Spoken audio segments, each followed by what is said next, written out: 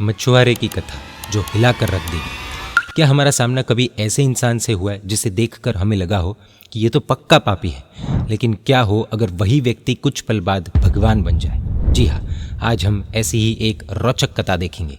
आप देख रहे हैं जैन मीडिया, बने रहिए इस वीडियो के अंत तक। एक बार दो गुरु भगवंत, गुरु और शिष्य महात्मा एक स्थान से विहार करके यानी कि पैदल यात्रा करके जा रहे थे और रास्ते में एक तालाब आया। तालाब में मछलियाँ तैर रही थी और एक मछुआरा तालाब के किनारे खड़ा मछलियाँ पकड़ रहा था। उसने बगल में एक टोकरी रखी थी। वह मछुआरा जाल फेंककर मछलियों को बाहर निकालकर उस टोकरी में भरता जाता। उस टोकरी में सैकड़ों मछलियाँ मर चुकी थी और सैकड़ों बेचारी तड़प रही थी और वो मछुआरा अपना मछली पकड़ने का काम नॉन स्टॉप करते ही जा रहा था। गुरु और शिष्य महात्मा वहाँ से गुजरे और फिर शिष्य ने क्रोधित होकर जोर से थूका, छी। गुरु ने कहा, क्या हुआ भाई? शिष्य महात्मा ने कहा कि गुरुजी, कैसे पापी लोग हैं ना, अधम। मछलियाँ इतनी तड़प रही है, उस मछुआरे को दिख नहीं रहा क्या? गुरुजी, ये पापी किस गति में जाएगा? मेरे मन में एक ही बात आ रही कि अगर मेरा चले ना तो उसकी गर्दन पकड़कर। गुरु महात्मा ने बीच में टोकते हुए कहा कि शांत शांत शांत हो जाओ। शिष्य ने कहा कि गुरुदेव, आप मुझे शांत कर रहे हो, बाकी ऐसे पापी जीवों के मुंह में धकधकता हुआ सीसा डाल देना चाहिए। गुरु एक ही बात बोल रहे थे, शांत भाई, शांत शांत। लेकिन शिष्य शांत होने को तैयार ही नहीं। उल्टा शिष्य महात्मा की कड़वाहट बढ़ती ही जा रही थी। पुल के एंड पर पहुंचे और अचानक वाद्यंत्र बजने की आवाज़ आई। शिष्य ने गुरु से पूछा कि गुरुदेव, ये वाद्यंत्र बज रहे क्या, और वो भी जंगल में?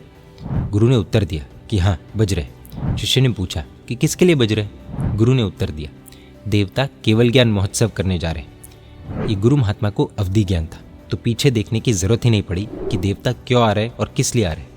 पुल के उस पार कोई मंदिर नहीं था, कोई बस्ती नहीं थी, लेकिन फिर भी दिव्य नाद की गूंज चारों ओर गूंज रही थी, जैसे कि पूरा जंगल किसी बहुत ही ऑस्पिशियस घटना के स्वागत में गा रहा हो। शिष्य महात्मा के पैर थम गए और उन्होंने पूछा कि गुरुदेव, किसे केवल ज्ञान हुआ है?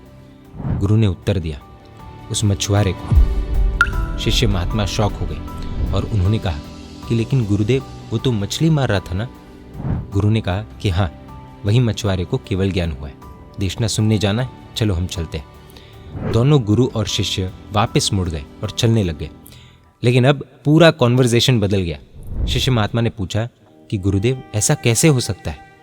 गुरु महात्मा ने बहुत ही अद्भुत तरीके से समझाया कि देखो, सिंपल बात है, जिस तरह से हमने उसे देखा उसी तरह से उसने भी हमें देखा।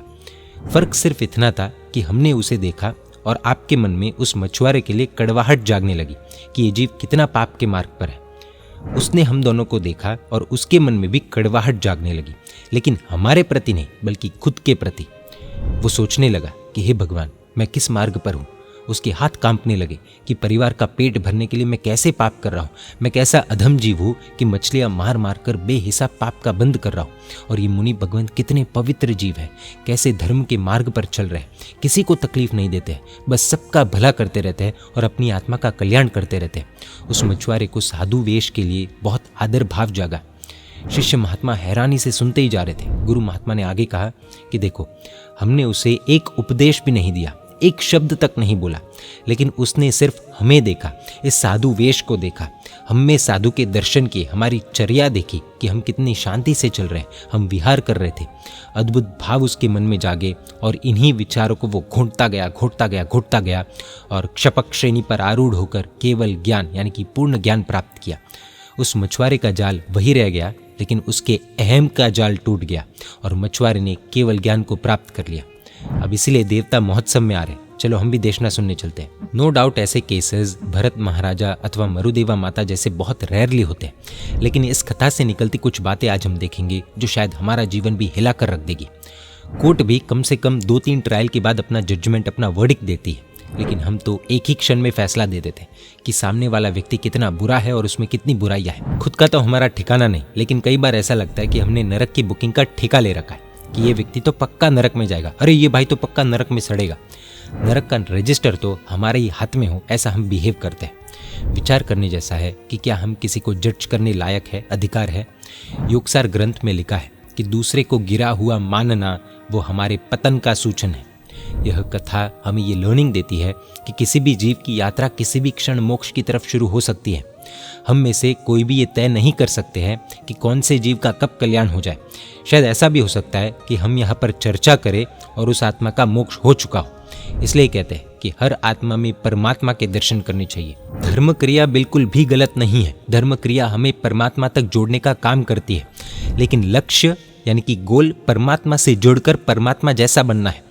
लेकिन हम क्रियाओं में इतना उलझ जाते हैं कि उसके बाहर का कुछ सोच ही नहीं पाते। हर व्यक्ति की क्रिया के हिसाब से हम उस पर धार्मिक या अधार्मिक का ठप्पा लगा देते हैं।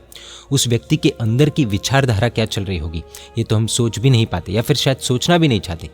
4 प्रकार के धर्म में भी भाव धर्म को ही प्रधानता दी गई है। षोडशक नाम के ग्रंथ में सिर्फ आचार क्रिया को ही देखने वाले को मध्यम बुद्धि कहा है और अंदर के भाव को देखने वाले को पंडित कहा है। हम कौन है? सोचने जैसा है। दीक्षा लेने के बावजूद वह शिष्य महात्मा ने मछुआरे में दोष देखे, और मछुआरा एक मछुआरा होने के बावजूद महात्मा में गुण देखता है।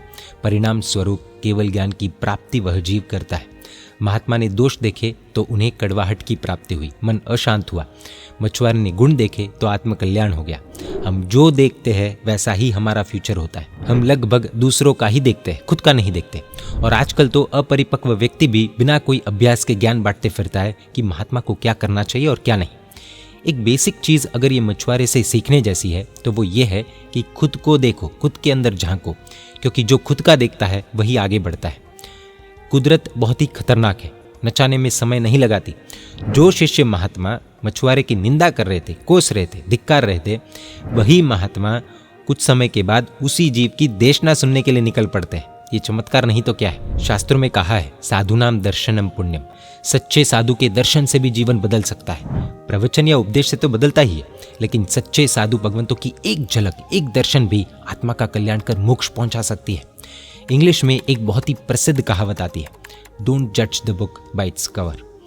हम अक्सर बाहरी व्यवहार देखकर व्यक्ति को जज करते हैं, लेकिन हमें ना तो उसकी मजबूरी पता होती है और ना ही उसकी परिस्थिति। उसके अंदर क्या चल रहा होता है वो तो केवल ही भगवंत ही जाने। इसलिए सिर्फ देखकर या किसी की बातें सुनकर किसी को भी जज करना हमारी आत्मा के लिए बिल्कुल भी उचित नहीं है। परमात्मा ने हमें जज करने का अधिकार दिया ही नहीं है। परिवर्तन क्रोध से नहीं, शांति से ही होता है।